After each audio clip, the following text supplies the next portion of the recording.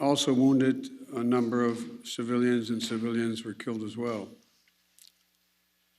I've been engaged all day in constant contact with the military commanders here in Washington and the Pentagon, as well as in Afghanistan and Doha. And my commanders here in Washington in the field have been on this with great detail, and you've had a chance to speak to some so far. The situation on the ground is still evolving, and I'm constantly being updated. These American service members who gave their lives, it's an overused word, but it's totally appropriate here, were heroes. Heroes who've been engaged in a dangerous, selfless mission to save the lives of others. They're a part of an airlift, an evacuation effort unlike any seen in history, with more than 100,000 American citizens, American partners, Afghans who helped us, and others taken to safety in the last 11 days. Just in the last 12 hours or so, another 7,000 have gotten out. They were part of the bravest, most capable, the most selfless military on the face of the earth. And they're part of simply what I call the backbone of America. They're the spine of America, the best the country has to offer. Jill and I, our hearts ache, like I'm sure all of you do as well, for all those Afghan families who lost loved ones, including small children, or been wounded in this vicious attack. And we're outraged as well as heartbroken. Being the father of an Army major who served for a year in Iraq, and before that was in Kosovo as a U.S. attorney for the better part of 6 months in the middle of a war. When he came home after a year in Iraq, was diagnosed, like many, many coming home, with an aggressive and lethal cancer of the brain, who we lost. We have some sense, like many of you do, what the families of these brave heroes are feeling today. You get this feeling like you're being sucked into a black hole in the middle of your chest. There's no way out. My heart aches for you. But I know this. We have a continuing obligation, a sacred obligation to all of you, the families of those heroes. That obligation is not temporary, it lasts forever. The lives we lost today were lives given in the service of liberty, the service of security, and the service of others, in the service of America. Like their fellow brothers and sisters in arms who died defending our vision and our values in the struggle against terrorism. Of the fallen this day, they're part of a great and noble company of American heroes. To those who carried out this attack, as well as anyone who wishes America harm, know this: we will not forgive. We will not forget. We will hunt you down and make you pay. I will defend our interests and our people with every measure at my command. Over the past few weeks, I know many of you are probably tired of hearing me say it. We've been made aware by our intelligence community that the ISIS-K, an arch enemy of the Taliban, people who were freed when both those prisons were opened, has been planning a complex set of attacks on the United States personnel and others. This is why, from the outset, I've repeatedly said this mission was extraordinarily dangerous on why I've been so determined to limit the duration of this mission. As General McKenzie said, this is why our mission was designed, this is the way it was designed to operate. Operate under severe stress and attack. We've known that from the beginning. And as I've been in constant contact with our senior military leaders, and I mean constant, round the clock, and our commanders on the ground and throughout the day, they made it clear that we can and we must complete this mission, and we will. And that's what I've ordered them to do. We will not be deterred by terrorists. We will not let them stop our mission. We will continue the evacuation. I've also ordered my commanders to develop operational plans to strike ISIS-K assets, leadership, and facilities.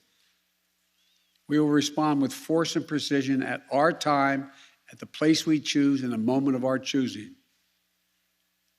Here's what you need to know. These ISIS terrorists will not win. We will rescue the Americans who are there. We will get our Afghan allies out, and our mission will go on. America will not be intimidated, and I have the utmost confidence in our brave service members who continue to execute this mission with courage and honor to save lives and get Americans, our partners, our Afghan allies out of Afghanistan. Every day when I talk to our commanders, I ask them what they need. What more do they need, if anything, to get the job done? As they will tell you, I granted every request. I reiterated to them today on 3 occasions that they should take the maximum steps necessary to protect our forces on the ground in Kabul. And I also want to thank the Secretary of Defense and the military leadership of the Pentagon and all the commanders in the field. There has been complete unanimity from every commander on the objectives of this mission and the best way to achieve those objectives. Those who have served through the ages have drawn inspiration from the book of Isaiah, when the Lord says, "Whom shall I send? Who shall go for us?" The American military has been answering for a long time. "Here I am, Lord, send me. Here I am, send me." Each one of these women and men of our armed forces are the heirs of that tradition of sacrifice, of volunteering to go in harm's way, to risk everything, not for glory, not for profit, but to defend what we love and the people we love. And I ask that you join me now in a moment of silence for all those in uniform and out of uniform, military and civilian, who have given the last full measure of devotion.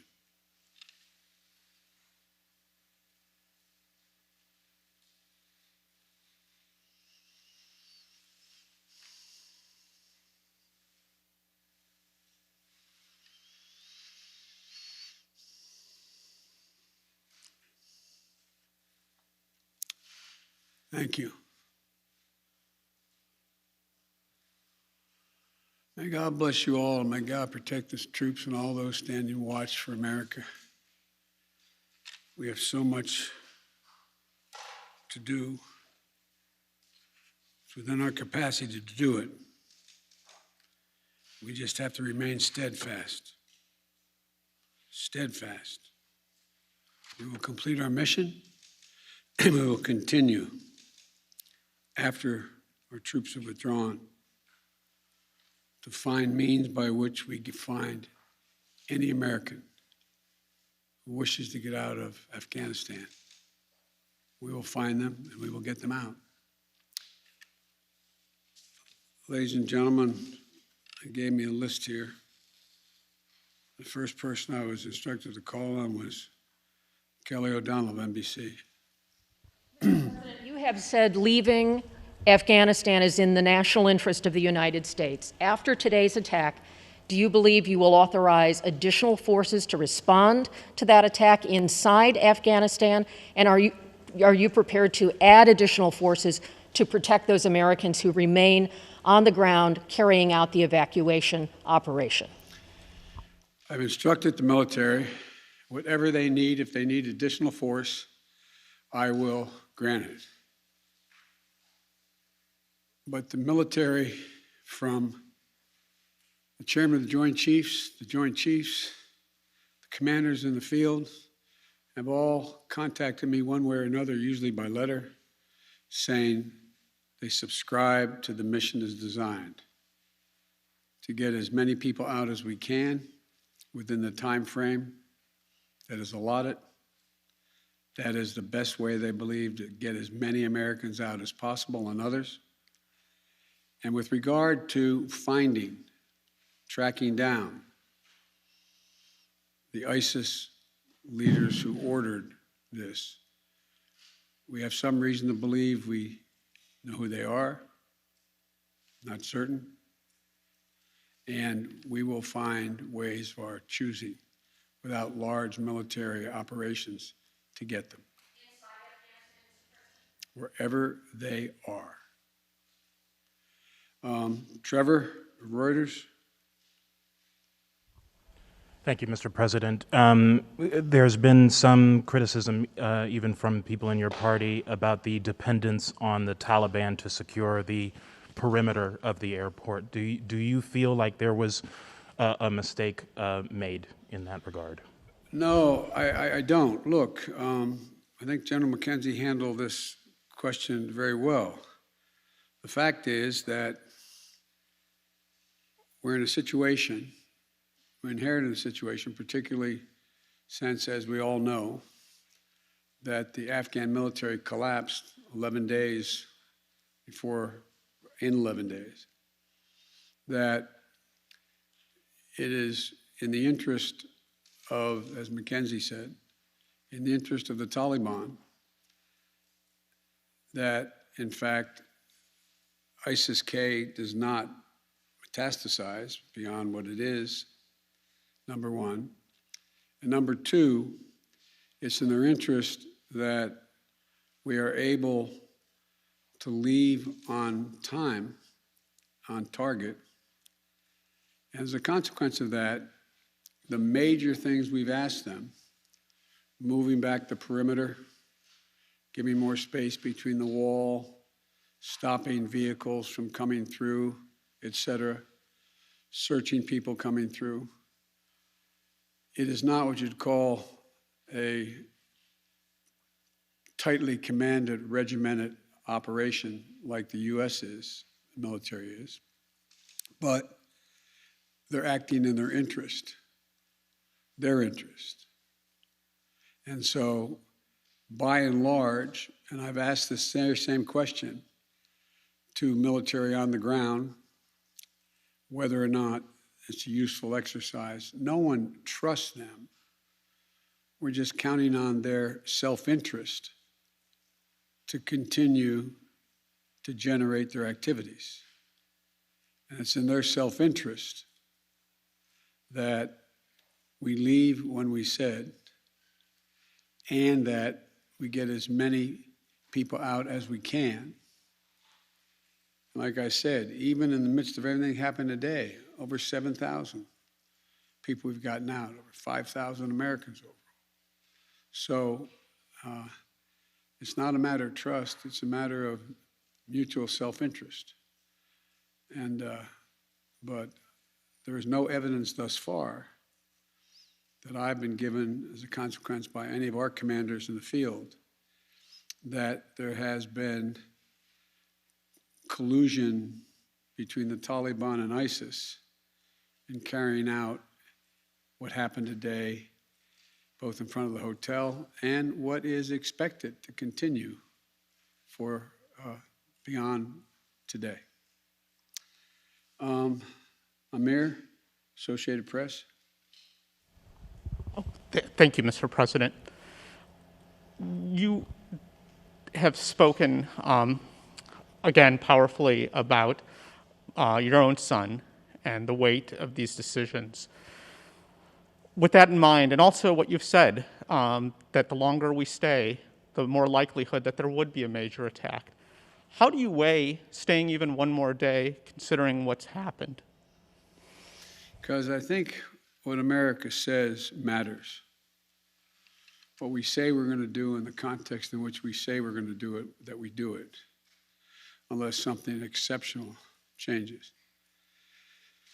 There are additional American citizens. There are additional green card holders. There are additional personnel of our allies. There are additional SIV card holders. There are additional Afghans that have helped us.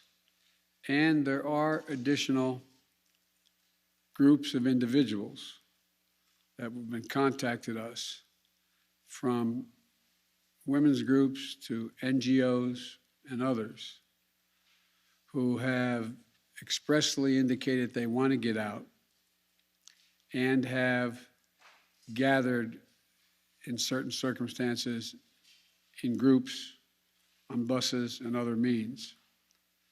That still presents the opportunity for in the next several days, between now and the 31st, to be able to get them out.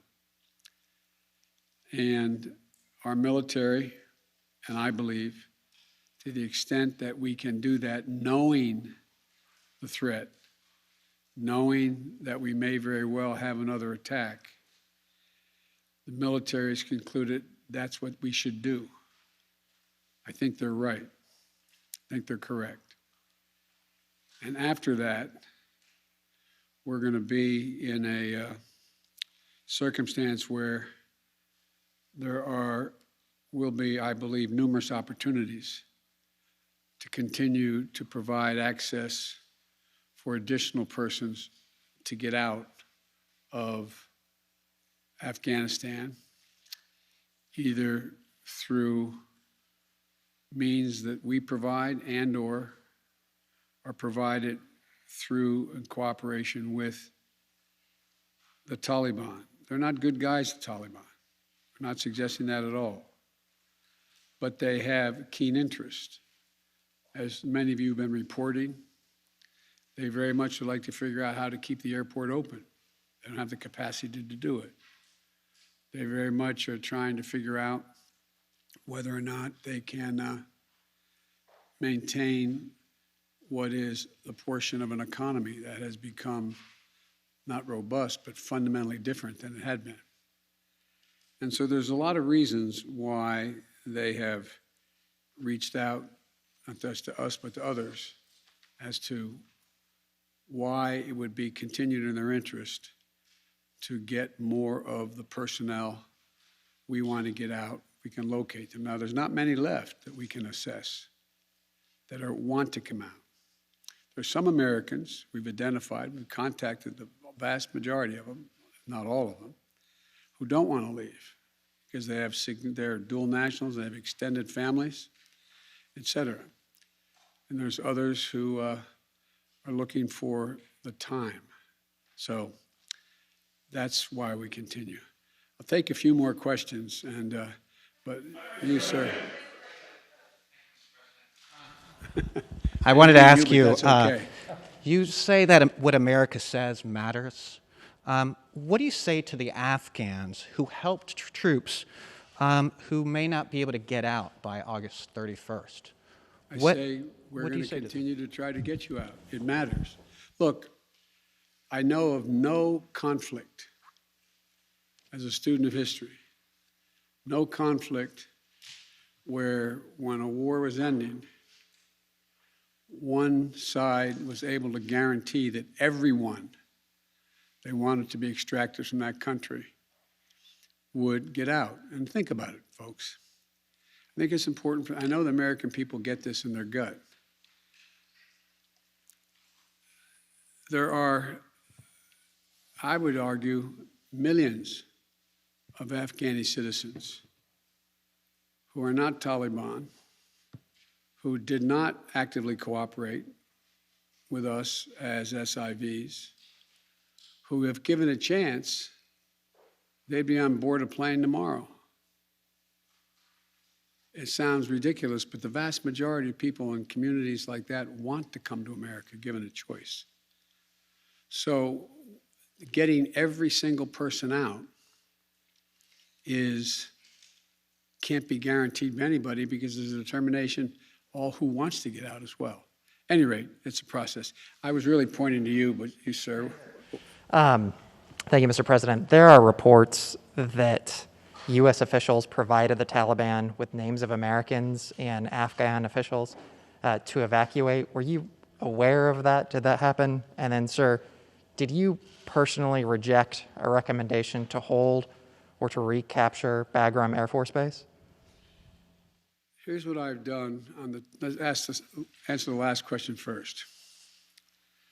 On the tactical questions of how to conduct an evacuation or a war, I gather up all the major military personnel that are in Afghanistan, the commanders, as well as the Pentagon. And I ask for their best military judgment. What would be the most efficient way to accomplish the mission?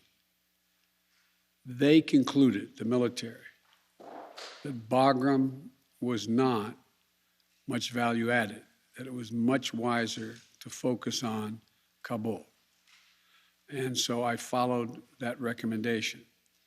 With regard to, there are certain circumstances where we've gotten information, and quite frankly, sometimes from some of you, saying you know of such and such a group of people are trying to get out, and they're on a bus, they're moving from other people. And this is their location. And there have been occasions when our military has contacted their military counterparts in the Taliban and said, this, for example, this bus is coming through with X number of people on it, made up of the following group of people. We want you to let that bus or that group through. So yes, there have been occasions like that. And to the best of my knowledge, in those cases, the bulk of that has occurred, they've been let through.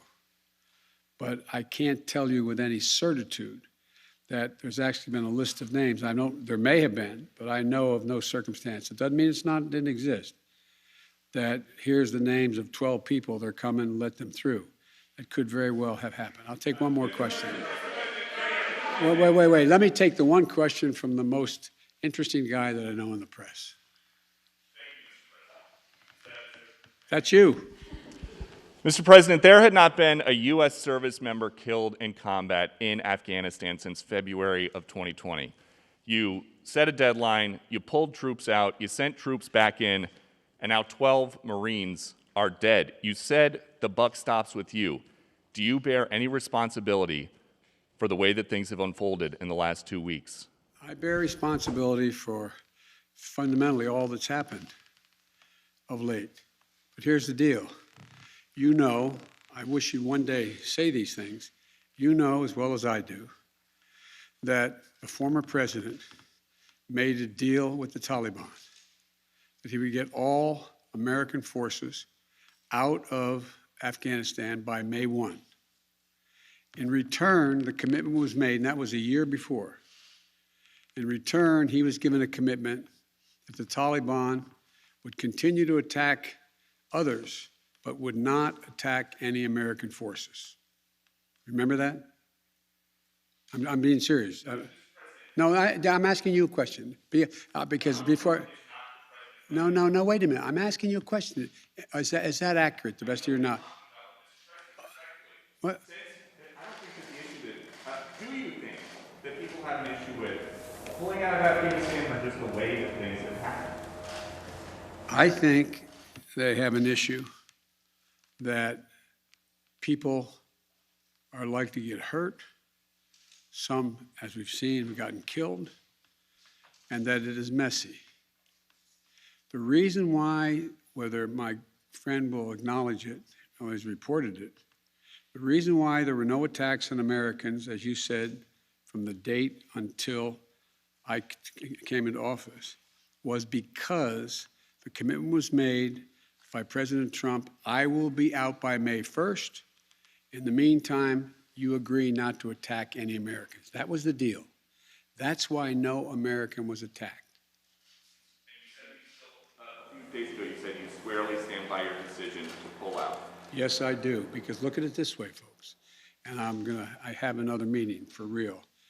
But imagine where we'd be if I had indicated on May the 1st I was not going to renegotiate an evacuation date. We were going to stay there. I'd have only one alternative: pour thousands of more troops back into Afghanistan to fight a war that we had already won relative to why the reason we went in the first place. I have never been of the view that we should be sacrificing American lives to try to establish a democratic government in Afghanistan, a country that has never once in its entire history been a united country and is made up, I don't mean this in a derogatory, made up of different tribes who have never, ever, ever gotten along with one another. And so, as I said before, and this is the last comment I'll make, we'll have more chance to talk about this, unfortunately, beyond, because we're not out yet. If Osama bin Laden, as well as al-Qaeda, had chosen to launch an attack when they left Saudi Arabia out of Yemen, would we have ever gone to Afghanistan?